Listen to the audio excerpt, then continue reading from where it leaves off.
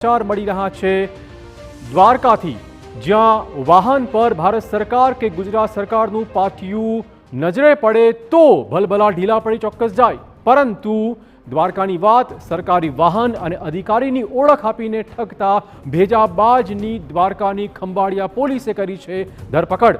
Khambhalia police સ્ટેશનમાં ઢીંચણીએ પડેલો આ એક શખ્સ જુઓ, જેણે રાજકોટ અને ખંભાળિયામાં નકલી અધિકારી બનીને 48 લાખની ઠગાઈ આચરી હતી। પેટ્રોલિંગ દરમિયાન પોલીસે એડિશનલ કલેક્ટર લખેલી કારને રોકીને તપાસ કરી। તપાસમાં ખુલાસો થયો કે જીલ પંચમતિયા નામનો શખ્સ સરકારના નામે લોકોને ઊંઠા ભણાવતો હતો। શંકા પડતા જ આરોપીની ઉલટ તપાસ કરાઈ અને ભેજાબાજનો ભાંડો ફૂટી ગયો છે। પોલીસે આરોપી પાસેથી વિવિધ સરકારી વિભાગની પ્લેટ્સ, સાયરન અને નકલી સિક્કા કબજે કર્યા છે। આ સાથે જ આરોપી સામે પોલીસે 8 જેટલા ગુના પણ દાખલ કરીને ઊંડાણપૂર્વકની કામગીરી શરૂ કરી છે।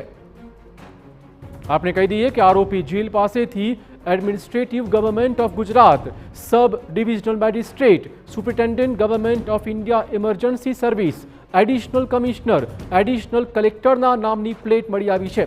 આ સિવાય રેવન્યુ વિભાગના કમિશનર, મેડિકલ એજ્યુકેશન કમિશનર અને હેડ ઓફ એન્ટની ડિપાર્ટમેન્ટ નામની ઘણી નેમપ્લેટ મળી આવી છે।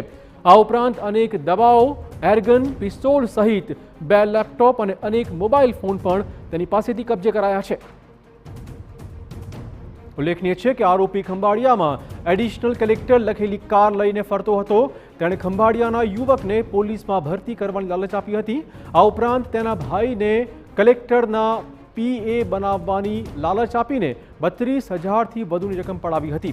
આ ઉપરાંત રાજકોટમાં MP શાહ કોલેજના એડિશનલ ડીન બનીને યુવકને ઠગ્યો પણ હતો। રાજકોટના યુવકને MBBSમાં એડમિશન અને નાર્કોટિક્સ કેસમાં બચાવવા લાલચ આપીને 48 લાખથી વધુની રકમ પડાવી હતી।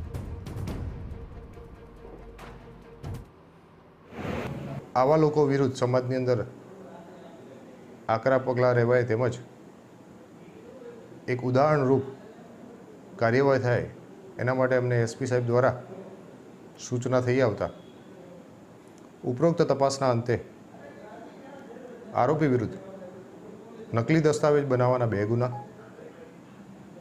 નકલી આઈ કાર્ડ બનાવવાના 2 ગુના, નકલી સરકારી હોદ્દાના નેમ પ્લેટનો ઉપયોગ કરીને વપરાતી 2 ગાડીઓ વિરુદ્ધના ગુના, આર્મ્સ એક્ટ હેઠળ પણ ગુનો અને એક છેતરપિંડીનો ગુનો દાખલ કરવામાં આવેલો છે।